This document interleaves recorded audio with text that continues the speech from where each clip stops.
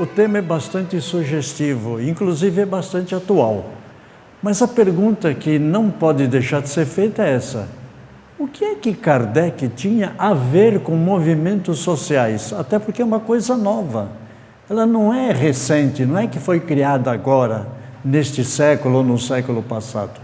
A partir do momento em que o ser humano começa a viver em comunidades ou que vive em sociedade, ele está praticamente acionando esse dispositivo. A busca realmente dos interesses, das realizações, daquilo que ele efetivamente precisa para cumprir esta existência. E quando a gente fala de Kardec, nós estamos falando da metade do século XIX. Então já estava acontecendo muita coisa já no século XIX, como aconteceu muita coisa também no tempo de Jesus de Nazaré, quando ele esteve encarnado aqui no planeta há mais de 2000 anos atrás. E nós então podemos fazer uma análise, e essa análise será apenas reflexiva, porque serve para despertar o nosso interesse em conhecer o que é e como funciona realmente os movimentos sociais. Nós temos que recorrer ao dicionário para poder entender o que é comportamento humano. É a maneira de cada um se manifestar, é a reação de um indivíduo num grupo diante de fatores nos quais ele está envolvido. Então, quer queira, quer não, toda e qualquer criatura tem um tipo de conduta e um tipo de comportamento, de acordo com o seu entendimento, de acordo com o seu interesse ou de acordo com a sua conveniência. E eu, quando falo em comportamento, e é a maneira de proceder de uma pessoa no meio social onde nós estamos convivendo, eu tenho que analisar que nós somos espíritos encarnados. E, obviamente, isso já nos leva à primeira reflexão aqui no início da exposição. Personalidade. O que é a personalidade? A personalidade é a minha maneira de manifestar. Espírito que sou, eu tenho realmente algum interesse e algum objetivo. E, obviamente, isso vai estar de acordo com as minhas necessidades ou com os meus interesses. E se manifesta de duas formas. A primeira é exterior. Ela se manifesta através dos atos, que são as minhas ações, e através das palavras, daquilo que eu falo. Isso aí é o lado que eu consigo perceber pelos sentidos físicos. Mas existe o outro lado, que é o interior, que envolve o pensamento, a ideia e o desejo. Olha que coisa interessante. O espírito se utiliza do corpo humano para se manifestar. O espírito utiliza um órgão chamado cérebro exatamente para poder se manifestar. É através do cérebro que aparece no corpo humano é que ele vai realmente se identificar e vai se manifestar no meio onde ele convive.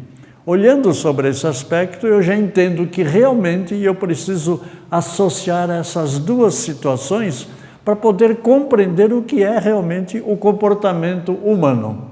Aí vem os questionamentos chamados sociológicos. São as perguntas que nós costumamos fazer.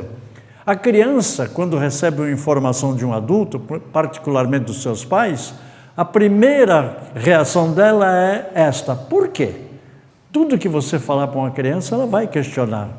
E esse porquê é que nos leva realmente às respostas. Então, por que as pessoas pensam e agem de maneira diferente, ou de modo diferente? Ora, duas criaturas juntas não terão provavelmente o mesmo pensamento, a mesma ideia. Elas podem ser até simpáticas uma para com a outra, mas terão alguma dificuldade nesse relacionamento. Segundo, por que obedecemos ou questionamos determinadas situações? Ou porque não concordamos, ou porque simplesmente concordamos, ou porque queremos discutir, porque achamos certo ou porque nós achamos errado. Esse é o porquê. A terceira, por quê existe tanta desigualdade em nosso mundo? E nós, quando falamos em desigualdade, nós estamos vendo aí uma situação que envolve realmente a cultura do comportamento humano dentro da sociedade onde ele convive. E por que existem relações de poder e como elas atuam na sociedade? A gente sabe realmente que, infelizmente, a sociedade ainda funciona e atua de uma maneira individualista. Isso significaria também que podemos afirmar que atua de uma maneira egoísta. E o egoísmo não se manifesta apenas no ser humano como individualidade, mas a partir do momento em que ele convive no meio social, ele pode realmente tornar a própria sociedade egoísta, e nós vamos ver isso no transcorrer da exposição. Outro questionamento: para que existem movimentos sociais? Como surgem e como eles se organizam? Nós falamos aí muito de movimento social, porque atualmente está acontecendo realmente isso daí.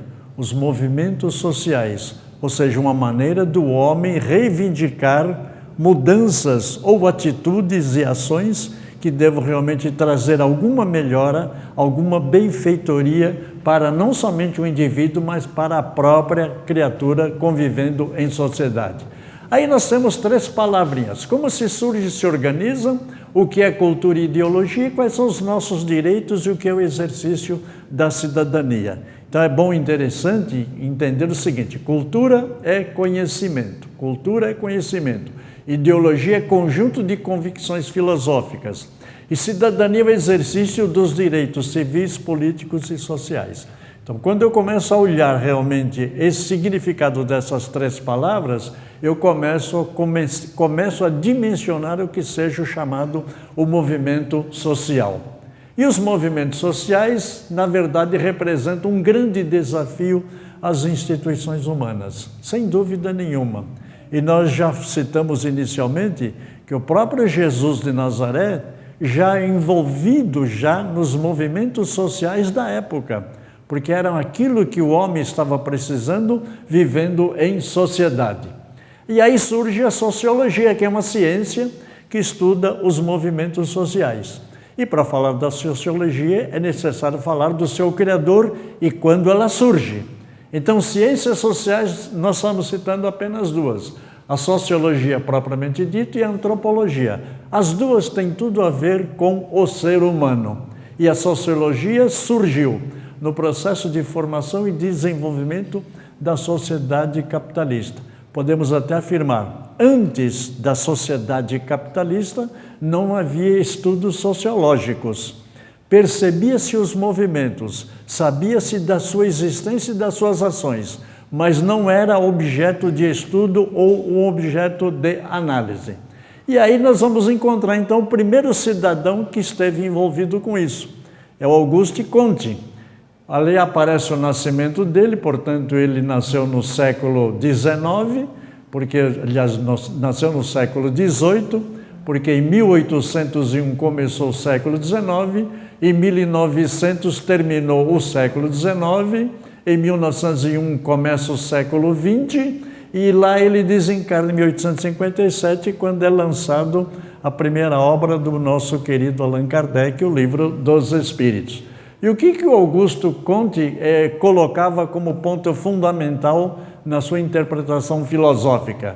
Ele dizia que a humanidade buscava respostas científicas. Não aceitava mais a questão de crença, mas uma questão de razão, uma questão de lógica. E esse estado ficou conhecido na época como positivismo. O que é o positivismo? É um movimento criado pelo Auguste Comte, que colocava a razão na frente da fé, porque até então o homem colocava a fé na frente da razão. E esse entendimento muda realmente completamente a forma de interpretar até os conhecimentos e a própria descoberta da ciência, mostrando a importância do homem começar a questionar: olha, de onde eu vim, onde estou e para onde eu vou. Tudo isso aí não era possível através de uma simples crença. Era necessário esse movimento chamado de positivismo.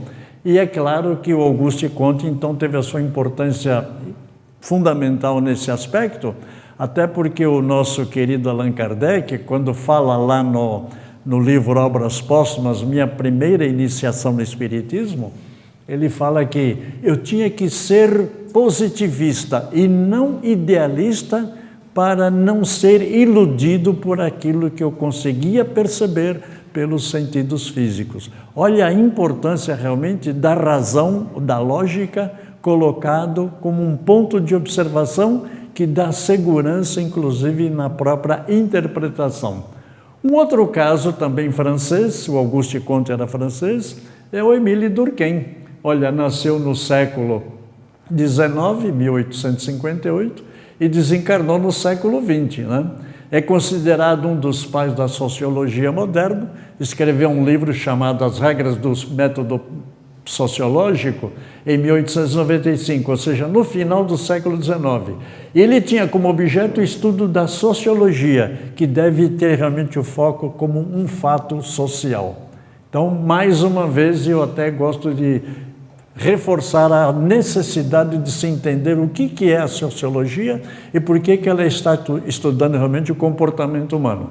Eu volto um pouco aqui para lembrar, olha, o nosso amigo Auguste Comte desencarnou com 59 anos. Se você ver a data de nascimento e data da sua morte, o espírita não gosta de falar de morte, quer falar de desencarnação, entenda como quiserem, mas ó, a estrelinha 1798 e a cruzinha 1857. Para ficar mais didático possível, né? Então, 59 anos. Era uma ideia, era uma idade até interessante na época, porque a faixa vital de vida naquela época era realmente mais ou menos nessa faixa. Uma pessoa com 50 anos já era considerada já idosa, para aquele padrão de vida ou social da época. Hoje a gente sabe já que já se estabeleceu esse valor acima dos 75 anos. E o nosso amigo Émile Durkheim, olha, com 59 anos, será que estava na média, né? Possivelmente sim. Mas vamos falar agora do Max Weber, já que falamos do Émile, que é o pai da sociologia. O Max Weber, olha, desencarnou lá com 56 anos. Século XIX, desencarna no século XX. Considerado um dos fundadores do estudo sociológico moderno. O que é interessante no Max Weber, inclusive influenciou, a obra dele influenciou Adolf Hitler, que foi aquele chefe nazista que provocou a Segunda Guerra Mundial. Ele trata da sociologia da religião, a sociologia política, administração pública e economia. Ele vai muito mais além do que a simples sociologia ou do que a simples antropologia, porque já aborda inclusive a economia. E aí vem esse cidadão que é muito conhecido no mundo moderno, Karl Marx, nasceu no século XIX, tá certo, 1818, e desencarna no próprio século XIX. Sua principal obra é O Capital, de 1867. É uma crítica que ele faz radical ao capitalismo, onde predomina a exploração do trabalhador pela burguesia. O princípio do Karl Marx realmente era a luta que existia entre o proletariado e a burguesia. Outra, entre os ricos e os trabalhadores, porque nem todos naquela época eram ricos porque trabalhavam, mas eram ricos porque se beneficiavam realmente do trabalho de outras pessoas. Exploração trabalhista, né? Aí fazemos essa tabelinha, os clássicos da sociologia, para entender o pensamento deles, está vendo? O objeto da sociologia e o método. Olha o Durkheim, ele se baseia no fato social, ele dá a explicação. O Max Weber, alemão, fala da ação social e da compreensão social, inclusive incluindo aqui a economia. E o Marx fala das classes sociais, do materialismo dialético. É ele que vai, inclusive, influenciar aquele movimento que implantou na antiga Rússia, em 1917, o movimento bolchevique, que acabou elegendo o comunismo como a ditadura que estabelecia a regra de vida naquela região, que mais tarde tomou o nome de União das Repúblicas Socialistas Soviéticas e que depois despencou a partir de uma determinada época. Olhando sobre essas definições que o Émile Durkheim nos dá, o Max Weber e o próprio Karl Marx, nós podemos então começar a entrar no tema propriamente dito, falar de manifestação social e o que é o movimento social. Manifestação e movimento. Aparentemente pode parecer a mesma coisa, mas na verdade ela não é.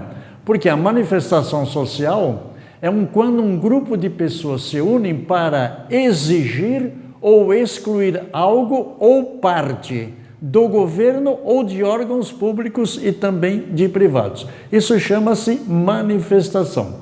E o movimento social é uma organização com a mesma finalidade da manifestação social, que serve para organizar e divulgar o quê? A manifestação.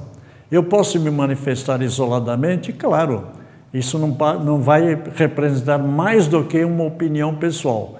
Mas quando muitas ou várias pessoas conseguem realmente se reunir para questionar o movimento ou a própria manifestação, acaba se transformando num movimento social. E qual é a finalidade dos movimentos sociais? Porque a gente atualmente está ouvindo falar muito dos movimentos. É movimento nessa cidade, é movimento no Rio de Janeiro, é movimento na Bahia, é movimento no Rio Grande do Sul, lá no Norte, enfim. Existe uma onda de movimentos sociais. E a gente sabe que isso está ligado realmente ao próprio comportamento do ser humano.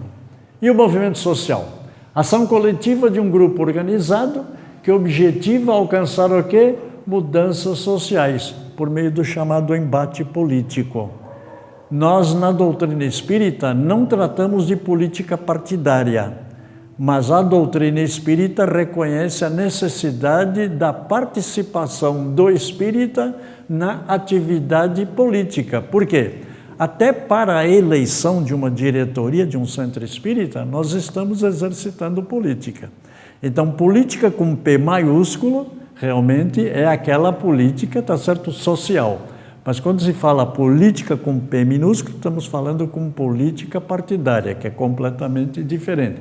Isso é para esclarecimento, porque muita gente pode dizer assim, mas isso aí foi proibido por Kardec, que nós vamos mostrar, inclusive, daqui a pouco. Portanto, a Revolução Industrial na Inglaterra, no século XVIII, é a geradora praticamente do chamado movimento social, que por sua vez vai obrigar quem? Vai obrigar lá o nosso amigo Comte, o nosso amigo Durkheim, o nosso amigo Max Weber e o próprio Karl Marx a tomar determinadas atitudes para poder entender o que são esses movimentos. Porque, veja, antes da Revolução Industrial, o homem trabalhava no campo, quer dizer, o serviço era braçal. E a produção era limitada à capacidade física de cada criatura, de cada região, de cada país. A partir do momento em que a Inglaterra implanta realmente a chamada Revolução Industrial, onde a produção não é mais artesanal, mas ela é através de máquinas, aumenta-se a produção, gera lucro, consequentemente vai gerar novas condições sociais. Aí então está havendo realmente uma descentralização para a reunificação de valores que acabam realmente contribuindo para a riqueza de uns e para a pobreza dos outros, porque isso foi inclusive até explorado pelo chamado o Karl Marx, né? Movimentos sociais. Na verdade, eles viram ser realizados de forma pacífica, ordeira, respeitando a vida e o direito de divergência de opiniões. E a gente sabe, hoje vê pela televisão, que não é bem por aí. Algumas realmente são pacíficas, são ordeiras, porque elas têm um objetivo para ser alcançado.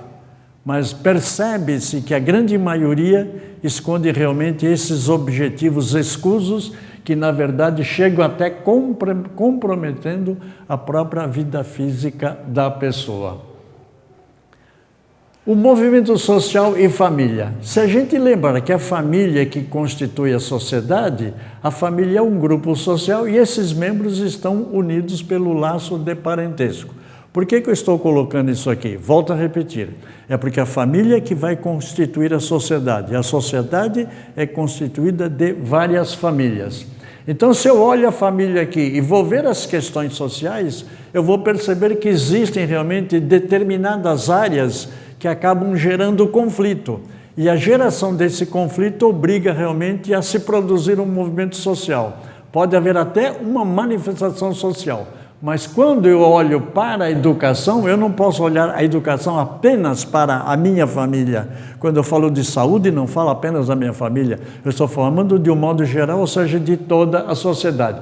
Olha quantas áreas realmente está atuando aqui os movimentos sociais. Educação, saúde, saneamento, segurança, justiça, moradia, Aliás, aqui na moradia até a gente brinca, dizendo minha casa, né? Minha vida. E as pessoas acabaram descobrindo que a minha casa virou um pesadelo, não é mais sonho. Isso gera realmente uma ação, vamos dizer assim, da sociedade? Claro, porque se ela se sentir prejudicada, ela está no direito realmente de fazer a reivindicação. Política que nós falamos, religião, fome, transporte e muitos outros poderiam ser colocados ali para serem discutidos. Mas o caso é muito mais amplo, não vale a pena, nesse momento, entrar em particularidades, mas apenas olhar como um todo, ou seja, generalizando. Movimentos sociais, esses são alguns que nós relacionamos aqui para mostrar realmente que toda e qualquer ação humana envolvido com o comportamento acaba gerando necessidades. Olha só, movimentos sociais, políticos e estudantis. Um estudantil, às vezes, muitas vezes até para reclamar, tá certo, da eficiência da atividade de uma escola, por exemplo. Não deixa de ser uma manifestação, não deixa de ser até um movimento. Mas também, olha, os políticos, né? Mulheres e movimentos feministas, a raça negra, população quilombola, movimento LGBT, movimento das populações indígenas e tantas outras que, inclusive, parece que, olha, pró-deficiência educativa, educação inclusiva. Aqui, principalmente, quem atua na área da pedagogia sabe o quanto é importante hoje a chamada inclusão social. A criança portadora de necessidades especiais, ela tem que ter um atendimento diferenciado. Ela não pode ser colocada, por exemplo, na mesma classe e recebendo o mesmo método que é aplicado às crianças que a comunidade está realmente colocando, a sociedade está colocando lá dentro daquela escola. Então, esses movimentos acabam realmente reconhecendo a necessidade das transformações ou das modificações. Já ouvimos falar também para a infância e adolescência, e tanto é verdade que existe até estatuto para proteger a criança e o ECA, o Estatuto da Criança e do Adolescente, os trabalhadores rurais e do sem terra. Eu não estou ligando esse movimento social a esses movimentos sociais que nós estamos vendo presentemente, porque ela tem realmente um viés político, não tem um objetivo sociológico definido. Então é preciso tomar cuidado para poder interpretar e poder fazer um julgamento mais criterioso. E o movimento contra a miséria e contra a pobreza, porque nós sabemos que realmente a pessoa precisa viver, e para viver ela precisa ter as condições que a própria sociedade tem que lhe oferecer. De onde se conclui que a gente vai encontrar uma palavrinha bastante complicada aqui que se chama intolerância, porque envolve realmente a própria sociedade. Chama-se intolerância, atitude caracterizada pela falta de habilidade ou vontade em reconhecer e respeitar diferenças em crenças e opiniões, que é uma coisa que a gente vê recentemente muito em moda. Está havendo muita discussão, sem dúvida nenhuma, a respeito dessas novas necessidades em função das crenças e das opiniões de determinados setores da sociedade. Se nós estamos juntos, nós temos que trabalhar juntos para alcançar resultados que atendam à necessidade de todos e que não privilegie grupo A, grupo B ou grupo C. Portanto, é o que nós podemos definir, que a intolerância é a indisposição para aceitar pessoas que pensam e agem diferente de nós. Essa palavra tem um nome, chama-se alteridade, nós vamos falar dela daqui a pouco, porque realmente, sem a alteridade ou a prática da alteridade, fica muito difícil resolver e atender os movimentos sociais. É o que o Frei Beto diz assim: alteridade é ser capaz de sentir, de apreender o outro na plenitude da sua dignidade, dos seus direitos e, sobretudo, da sua diferença. Não podemos esquecer que somos criaturas individuais. Nós não somos um lote fabricado na criação como se fosse produção em série. A criação é individualizada, é cada um que é criado individualmente. E, obviamente, isso faz com que cada um seja uma unidade única e que muitas vezes pode não concordar com aquilo que pensa ou como age o outro. E a gente percebe isso, e vamos inclusive até mostrar, que essa disputa que está havendo só serve inclusive para complicar ainda mais o próprio relacionamento social. Então a intolerância, gerando as questões, ela acaba criando o quê? As chamadas as crises sociais. Então é em função da intolerância que há, por exemplo, tá certo? Essa discussão sobre esporte. A pessoa torce para um clube de futebol, mas o seu vizinho torce para um diferente. Ele não gosta daquele vizinho porque não torce para o mesmo time do qual ele está torcendo. Isso vale também o quê? Para a religião? Vale. O meu vizinho lá é umbandista, eu não gosto dele porque eu sou evangélico. Ou o meu vizinho é testemunha de Jeová e eu não gosto dele. Nós não estamos questionando aqui a validade da crença de cada um. O que nós estamos discutindo agora é que eu tenho que respeitar o outro do jeito que ele é, do jeito que ele pensa. Respeitar a opinião dele. Eu posso nem concordar com aquilo que ele fala ou com aquilo que ele pensa, mas tenho a obrigação de respeitar. E veja, isso vale para a política, vale para a homofobia, que nós já falamos, e vale para até a questão étnica, né? Porque fala assim, a pessoa lá na Europa fala assim, não gosto lá dos sul-americanos. O sul-americano fala, não gosto dos asiáticos. Então, essa discriminação, ela é preconceituosa, ela não leva realmente a lugar nenhum. Então, toda intolerância é intolerável e nós temos que admitir isso daí. Então, o primeiro passo realmente é que na participação de movimento de manifestação social não pode haver a chamada intolerância. O objetivo é reivindicar algo que possa melhorar as condições das pessoas. E a intolerância? Como resolver?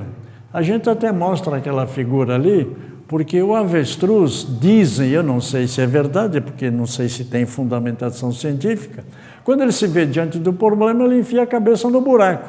Como quem diz, não enxergando o problema, não preciso resolver. Será que nós estamos agindo realmente desta forma? E a segunda opção realmente é essa daqui, olha.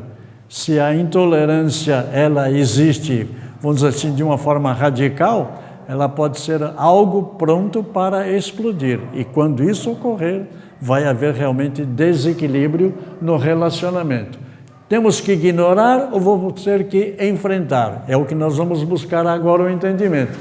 Veja que a Declaração Universal dos Direitos Humanos da Organização das Nações Unidas, ela foi criada na ONU em 1946, mas só foi promulgada em 1948. O reconhecimento universal dos direitos humanos. Na própria Constituição Americana, em 1776, já se reconhecia já os direitos humanos. Mas isso voltou à tona principalmente no final da Segunda Guerra Mundial, que terminou em maio de 1945. Então, a ONU, que foi criada exatamente para unir todas as nações, com a finalidade de resolver todos os problemas das nações, acabou estabelecendo realmente essa declaração. Veja que em 46, a guerra terminou em 45, em 46 ela foi implantada, mas só foi promulgada em 1948. E o que ela diz? Ela diz que todos os seres humanos nascem livres e iguais em dignidade e em direitos. Se nós vamos no artigo 5º da Constituição do Brasil, lá diz assim, todos são iguais perante a lei, sem distinção de qualquer natureza. Quer dizer, quando eu começo a olhar a Declaração dos Direitos Humanos e olho realmente a declaração promulgada pela ONU, junto com a nossa Constituição, e provavelmente com outras constituições que foram implantadas ou criadas após a Segunda Guerra Mundial, deverá, sem dúvida nenhuma, valorizar a vida, que o direito humano maior é aquele de viver, que aparece na questão 880 do Livro dos Espíritos, né? Programa Nacional de Direitos Humanos. Essa aqui é uma tabelinha de 2002, onde foi citado alguns valores que é bastante interessante, porque ela tem várias colocações ali que realmente tem que se analisar a questão dos direitos humanos. Olha só, grupos em situação mais vulnerável, ou seja, que podem realmente sofrer consequências perigosas com respeito ao direito à vida. E nós temos então que entender que a nossa sociedade deve trabalhar para que todos possam ser respeitados e que todos eles possam dar continuidade às suas atividades. Então ele se coloca, olha, desde crianças passando por todos esses aqui, olha, todos eles, até que chega finalmente neste aqui que eu coloco por último, portadores ou portadoras de necessidades especiais. Porque antigamente falava pessoa deficiente físico ou pessoa portadora de deficiência. E hoje a gente fala de necessidades especiais, porque não é que a pessoa seja anormal. Todas as pessoas são normais. Algumas são portadoras de necessidades especiais, que é diferente, né? Questão 880, que eu já falei para vocês. Qual é o primeiro de todos os direitos naturais do homem? E os amigos espirituais deram essa resposta para o Kardec. O de viver.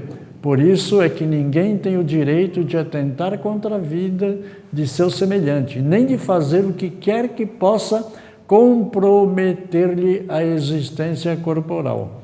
Veja, a violência é uma ação nefasta que ela tem que ser combatida, muitas vezes até pela própria intolerância, e acaba tirando a vida de pessoas.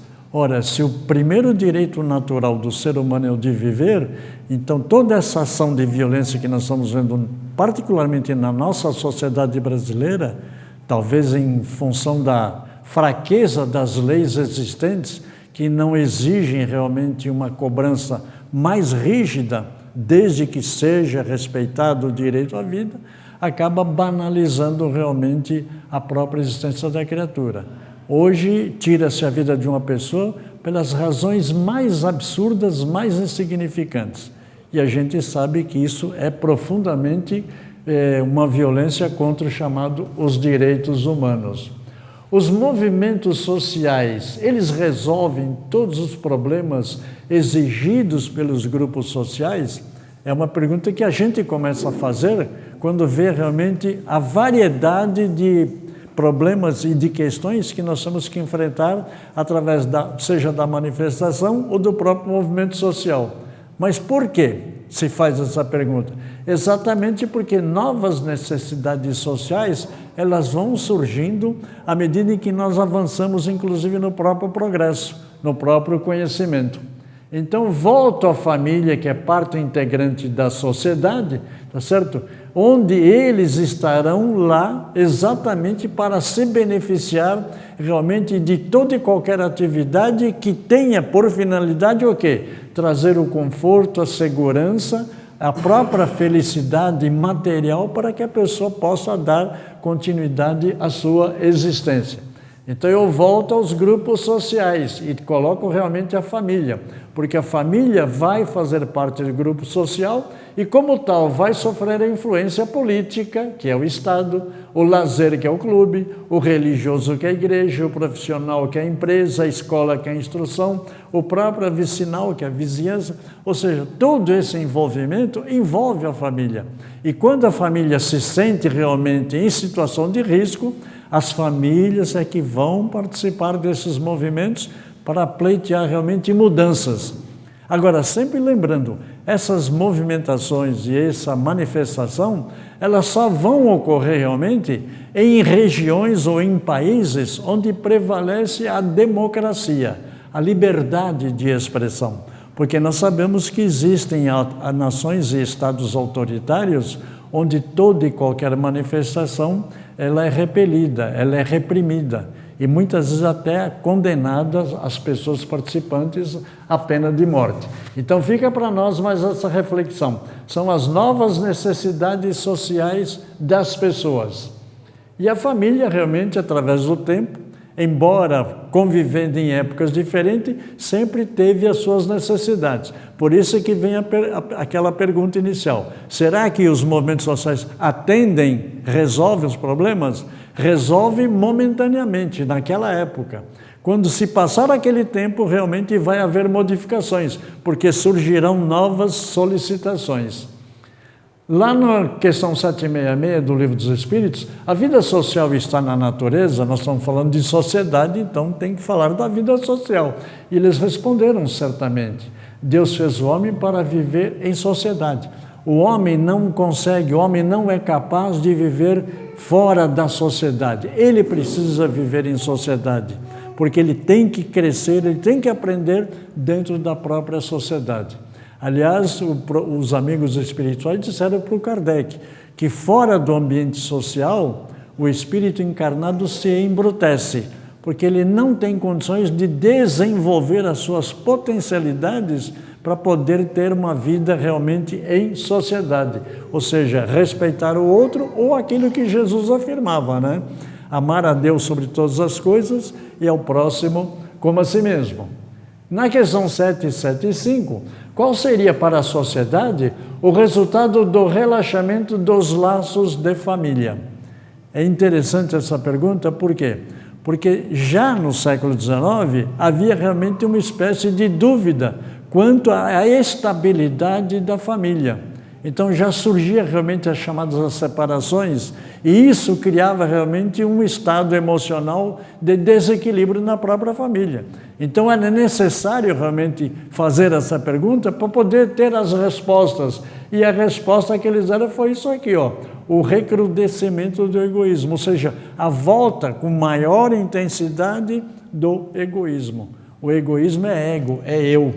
Eu costumo até brincar dizendo assim, a farinha vai para o meu pirão, se sobrar, vai para o outro. Então isso realmente coloca na minha posição individualista. Ou seja, eu não aceito realmente o outro, eu estou questionando o outro, eu estou sendo, nesse caso, egoísta. E o Espiritismo no século XIX? Kardec falou dos problemas sociais, aí é preciso fazer uma reflexão e uma retroativa ao século XIX, nas condições realmente da França, particularmente da Europa, mas como o Espiritismo nasceu na França, eu tenho que falar realmente lá da França. A doutrina espírita se manifesta através dessas obras aqui, que nós estamos destacando exatamente para dizer, e isso tem tudo a ver realmente com os movimentos sociais. A França no século XIX, eu coloquei isso aqui primeiro em vermelho para destacar. É claro que depois tinha o social, o econômico e o cultural, mas para nós interessa o político. Por que o político? Porque quando Allan Kardec começa a conversar com os espíritos para elaborar a doutrina espírita, a França estava sob um regime ditatorial. Quem imperava lá era Napoleão III. Mas um pouquinho antes disso, já houve em 1848 o Manifesto Comunista, feito por quem? Por Karl Marx, aquele cidadão que nós mostramos logo no início, tá certo? Que escreveu o Capital. E ele tinha lá o materialismo dialético, ou seja, era o problema das fábricas, que naquela época, quanto maior era o número de chaminés soltando fumaça, mais avançada realmente era a chamada Revolução Industrial. Então, esse manifesto que foi publicado pela primeira vez em 1848, foi feito pelo Marx e o Friedrich Engels, então, outro alemão, que junto com ele, tá certo, criou realmente a chamada Revolução Industrial e criou as desigualdades entre os proletários e burgueses. Historicamente, é um dos tratados políticos de maior influência mundial, porque realmente o Manifesto Comunista acabou se expandindo por toda a Europa e depois, mais tarde, por todo o mundo. Mas vamos voltar a 1848, no ano da publicação daquele manifesto. Quem era presidente da França era Luiz Napoleão, sobrinho do Napoleão Bonaparte, presidente na Segunda República. Nasceu em 1808 e desencarnou, morreu em 1873. Olha, 65 anos, na média de 56 e 59 que nós havíamos falado. Só que quando foi em 1848 e chega em 1852, termina realmente o mandato presidencial da Segunda República do Luiz Napoleão. E o que ele faz? Em 1852, ele dá um golpe de Estado e cria o Segundo Império, que vai de 1852 até 1870. E assume lá o império, tá certo, como imperador Napoleão III. Ele implantou uma ditadura, tá certo, onde não era permitido reunião de mais de 20 pessoas. Tudo era controlado pelo Estado. Obviamente, isso aí dificultava realmente qualquer manifestação. Quem seria lá o louco, tá certo, que fosse questionar uma ordem imperial? Então, isso já mostra que a primeira dificuldade que o Kardec teve realmente para entender e para poder comentar os direitos do homem foi esse período de 1852, quando é instalado lá o Segundo Império. E isso está muito ligado à fundação da Sociedade Parisiense de Estudos Espíritas. Por quê? Porque, veja, no dia 14 de janeiro de 1858, Napoleão III sofreu um atentado que criou a Lei de Segurança Geral no dia 19 de fevereiro de 1858. Em janeiro de 1858, Félix Orsini, um italiano fanático, tentou realmente um ato contra o Napoleão e ele depois foi julgado, foi guilhotinado. Aliás, num estado ditatorial, o julgamento é apenas pro forma, né? Como havia a chamada lei promovida pela Revolução Francesa, 14 de julho de 1789, quando houve a queda da Bastilha, o que aconteceu? A lei da liberdade, igualdade, fraternidade. Mas mesmo assim, por ser uma ditadura, tá certo? O imperador então mandou guilhotinar o Félix Orsini. Agora, no dia 1º de abril de 1858, aqui está 13 de abril, mas no dia 1º de abril, Kardec coloca como a época da fundação da Sociedade Parisiense. 1º de abril. 1º de abril para nós é o dia da mentira, né? Se falar que faz aniversário no dia 1º de abril, alguém vai dizer assim, então você não faz, né? Porque é mentira. Mas, na verdade, a data da fundação é 1º de abril, mas a autorização para funcionamento só foi surgir quando? No dia 13 de abril, porque oficialmente ela foi reconhecida. E ela aparece lá na Passagem Santana, número 59, Passagem Santana, número 59. Aqui funcionava, então, o primeiro centro espírita do Brasil, a Sociedade Parisiense de Estudos Espíritas. Aqui aparece a carta escrita de próprio punho, gozado, ela não tem data, viu? Eu procurei aqui, não vi data. E na própria tradução da carta também não tem data. Mas é aquele tipo chamado papel de padaria, né? Pega o papel de padaria, escreve alguma coisa ali e passa para frente como se fosse um pedido, uma orientação, uma instrução. Então é uma carta escrita de próprio punho pelo Allan Kardec, solicitando ao prefeito de polícia de Paris autorização para a formação da Sociedade Espírita de Paris. Aí vai aparecer realmente a tradução. O que diz a carta lá em francês? Ao senhor prefeito de polícia da cidade de Paris. Senhor prefeito, os membros fundadores do Círculo Parisiense de Estudos Espíritas, que solicitaram junto a vós a autorização necessária para constituir-vos em sociedade, temos a honra de pedir-vos que consintais, consentir, viu? O verbo é consentir, que consintais permitir-nos reuniões preparatórias enquanto esperamos a autorização regular. Veja, o Kardec estava com medo do imperador, falou assim, vou fazer reunião aqui, vem a polícia imperial e olha, estou preso. E depois que foi preso, não adianta querer justificar. Então era melhor pedir autorização antes. Foi o que ele fez através dessa carta. Olha a humildade com que ele faz o encerramento da carta. Com o mais profundo respeito, senhor prefeito, tenho a honra de ser vosso muito humilde e muito obediente servidor. H.L.D. Rivaio, dito Allan Kardec. Rua dos Mártires, número 8, que era o apartamento onde ele morava. Gozado, nesse manuscrito não tem data, né? É muito difícil hoje fazer qualquer documento, qualquer anotação, se não se coloca em data.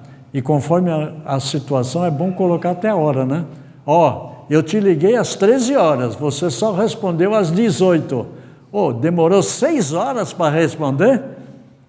Será que isso aconteceu lá com o professor Rivaio. Isso aqui é apenas um fato histórico que serve para mostrar o lado que a gente não conhece quando estuda, é claro, as obras básicas de Allan Kardec.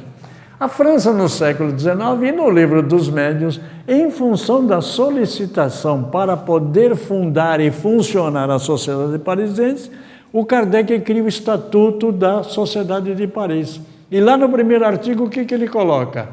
A sociedade tem por objeto o estudo de todos os fenômenos relativos às manifestações espíritas e suas aplicações às ciências morais, físicas, históricas e psicológicas. E aí ele coloca a famosa ressalva. São proibidas as questões políticas, olha o medo do Napoleão, as controvérsias religiosas. Nós, como espíritos, sabemos que Kardec foi perseguido pela igreja, tá certo? Todos os sacerdotes dos púlpitos das igrejas condenavam o espiritismo. Kardec, inclusive, tem as suas obras colocadas no índice dos livros proibidos. E também a proibição de tratar de economia social. É uma prevenção que Allan Kardec coloca para não ter problemas realmente com a autoridade imperial, ou seja, com o Napoleão.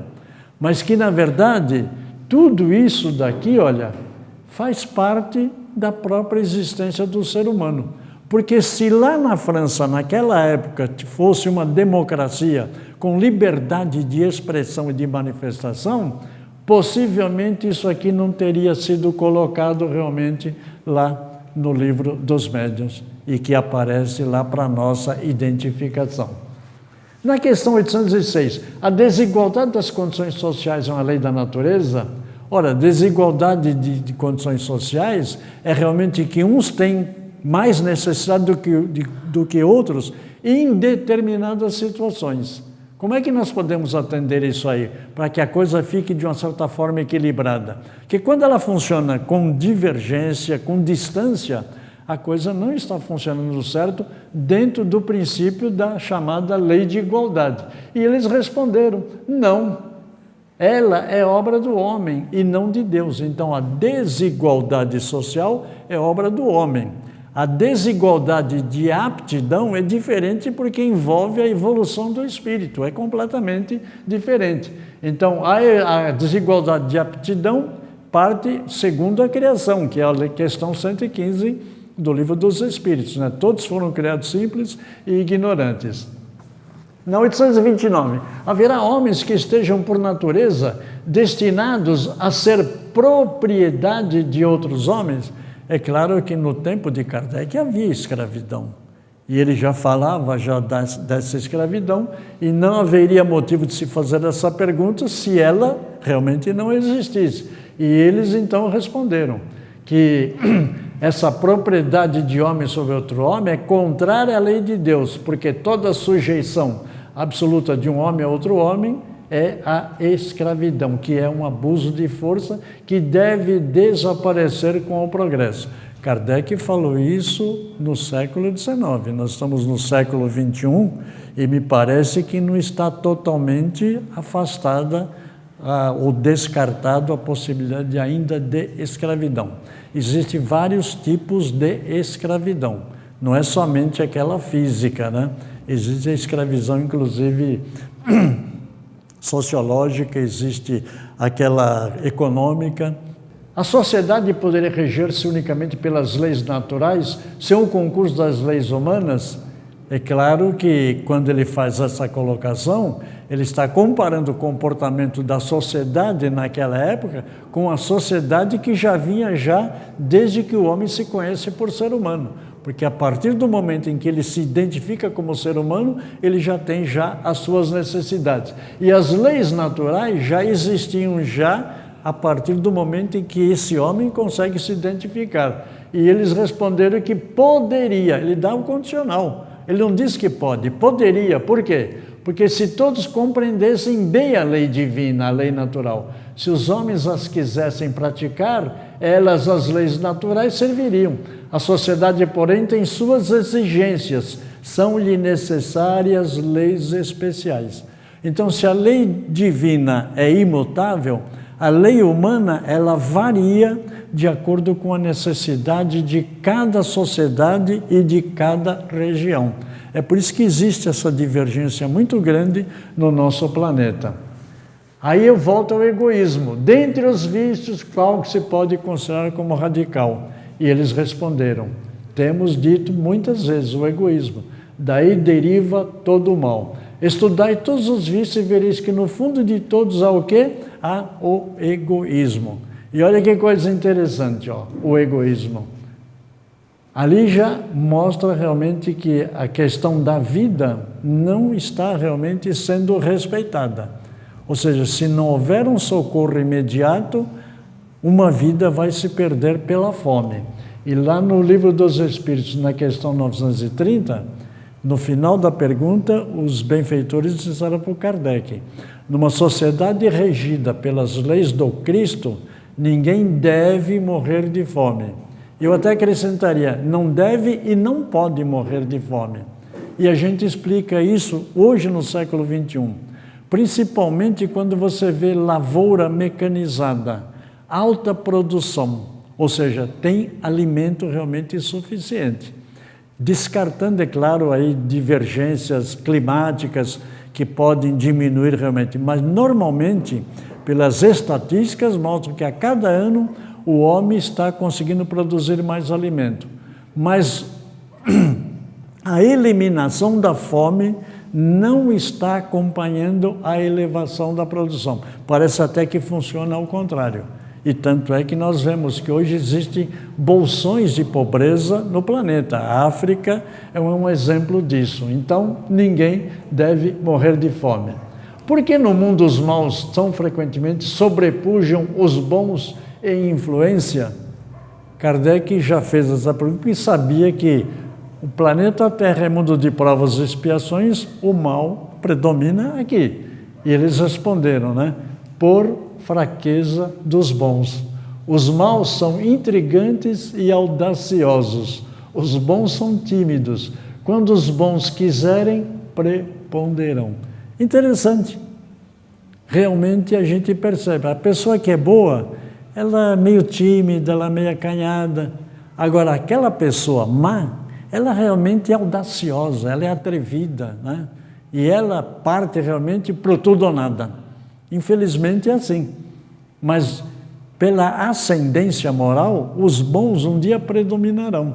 Mas é necessário que os espíritos que encarnem aqui estejam no mesmo nível de evolução, onde deva prevalecer realmente a bondade, onde deve prevalecer a chamada lei do amor. Mas isso não vai acontecer num planeta Terra, prova e expiação, e ainda não vai acontecer no mundo de regeneração. Isso é coisa para mundo celeste e mundo divino.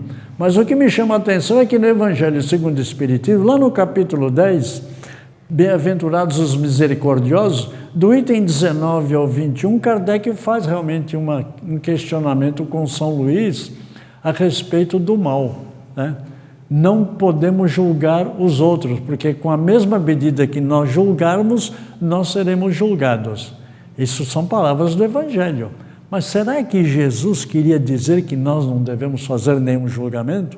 E o Kardec aproveita isso porque envolve realmente movimento social. Por quê? Ora, se o mal existe, não se pode fazer ou tomar a posição ou a postura do avestruz, enfiar a cabeça no buraco e ignorar que o mal não exista. E lá o Kardec realmente conversando com o São Luís, e o São Luís diz assim: é preciso ter muito cuidado quando vai fazer esse julgamento. Primeiro ver se aquele mal provocado por aquela pessoa só prejudica ela, não existe nenhum valor, nenhum mérito em fazer o julgamento. Mas se a ação má daquela pessoa prejudica outras pessoas, então nesse caso é mais do que uma obrigação, é um dever combater o mal. E a gente fica aí imaginando, mas será que a coisa deve funcionar assim? Bom, é que nós ainda não temos uma estatura moral para dizer assim, eu posso fazer um julgamento. Então, nesse aspecto, é preciso tomar cuidado até na análise, na própria interpretação. Mas lembrando que na questão 629 do Livro dos Espíritos, o Kardec tem a resposta dos amigos espirituais, que o bem é a prática realmente do combate ao mal, nós estamos até justificados para fazer esse julgamento. Portanto, questão 19 e 21, capítulo 10, Evangelho segundo o Espiritismo, a conversa que Allan Kardec interroga lá o Espírito São Luís. E ele está falando, inclusive, dos maus que praticam o mal, né? Mal com U e mal com L. No livro Obras Póstumas, no Credo Espírita, ele coloca: os males da humanidade provêm da imperfeição dos homens, pelos seus vícios que eles se prejudicam uns aos outros. Enquanto forem viciosos, serão infelizes, porque a luta dos interesses gerará constantes misérias. A gente não vê ali também embutido o próprio egoísmo? Princípios sociológicos, liberdade, igualdade e fraternidade. Essa aqui realmente era o slogan da Revolução Francesa que eu citei, 1789. E o Kardec coloca aqui: sem a igualdade e a liberdade não há a verdadeira fraternidade. Mas ele colocou em Obras Póstumas. Quando é que foi escrito Obras Póstumas? 1890.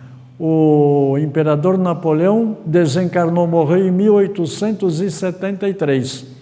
Então já estava mais suave, mas ele não coloca isso até 1868 na Gênese, e quando ele publica realmente as últimas edições da Revista Espírita, porque em 1869 ele desencarna e o nosso imperador francês, eu falo nosso entre aspas, tá certo? Ia desencarnar em 1873. O livro foi publicado em 1890, significa que quando Kardec desencarnou, os seus amigos lá, Amélie Baudet, o Pierre Gaëtan Leymarie, que era amigo íntimo do Kardec, abriu as gavetas lá, foi recolhendo todos os manuscritos dele, e estava olhando o que é que ele publicou na doutrina e o que é que faltou ou deixou de ser publicado. E acabou lançando. Por isso vai aparecer realmente esse comentário, que inclusive aparece esse outro aqui, olha. A fraternidade resume todos os deveres dos homens um para com os outros. Significa devotamento, abnegação, tolerância, benevolência, indulgência. É, por excelência, a caridade evangélica e a aplicação da máxima. Ó. Proceder para com os outros como quereríamos que os outros procedessem para conosco. Quem disse essa frase no Evangelho? Jesus, né? Ele disse: faça para o outro o que você gostaria que o outro fizesse para você. Mais um caso aqui, olha. Obras póstumas, as aristocracias.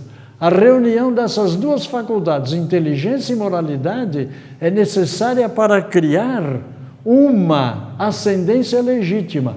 Essa aristocracia chamaremos de aristocracia intelecto-moral. A aristocracia é o governo dos melhores. Então, obviamente, Kardec já está pulando já na frente para mostrar a importância realmente da liberdade de manifestação. Mas não podia fazer isso até 1868.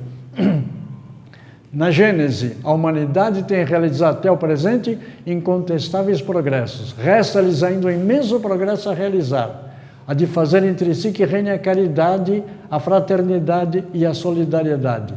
O Espiritismo não cria renovação social. O Espiritismo é mais apto do que qualquer outra doutrina a secundar o movimento de regeneração. Mas isso só vai acontecer com isso daqui, ó. A madureza da humanidade, ou a maturidade da humanidade. Espíritos mais adiantados, mais evoluídos. No Livro dos Espíritos, na conclusão, o Espiritismo, por meio do Espiritismo, a humanidade tem que entrar numa nova fase, a do progresso moral. Volta ao Frei Beto. Quanto menos alteridade existe nas relações pessoais e sociais, mais conflitos vão ocorrer. A falta da prática da caridade. As diferenças nos enriquecem, o respeito nos une. Isso chama-se alteridade. Os problemas sociais, segundo Diolindo Amorim, preocupação exclusiva de uma religião que não é constituída, não constitui preocupação exclusiva de uma religião ou de um partido político. São problemas da humanidade, amedrontados pela violência e pela impressionante desproporção entre a fartura e a miséria, como se fossem dois mundos estranhos entre si. As divergências realmente sociais só podem ser solicitadas, requeridas, através dos chamados movimentos sociais. Esse livro é o Espiritismo e os Problemas Humanos. E o homem no século XXI. O Espiritismo abre uma visão mais ampla de vida do homem e suas múltiplas reencarnações. Primeiro porque nós tivemos uma imprecisão espiritualista. O Kardec fala de espiritualismo e de espiritismo. E ele coloca claramente que o espiritualismo é uma crença, uma doutrina, que admite a existência no homem de alguma coisa além do corpo físico. Mas isso aí era muito impreciso, era muito genérico. E aí então ele coloca como ponto de partida a lógica espírita, criando a doutrina espírita, mas explicando realmente o porquê do homem, de onde veio, onde está e para onde ele vai. Porque vivemos numa sociedade em constante transformação social. E para encerrar, Kardec falou dos problemas sociais, indiretamente ele tratou tudo, mas não podia dizer abertamente, através de movimentação, porque isso conflitaria realmente com a sua própria segurança. Então, as manifestações e movimentos sociais são válidos, conforme o Espiritismo, desde que tenha por objetivo o bem-estar social, material e psicológico do homem. Nesse sentido, a doutrina espírita apoia todo e qualquer movimento social, toda e qualquer movimentação social. Então fica para nós bem claro que é realmente diferente. E aí aparecem as obras básicas, que não se resume somente a mas são todos esses que aparecem aqui. Muito obrigado, muita paz a todos. Onivaldo, Nivan. Muito obrigado.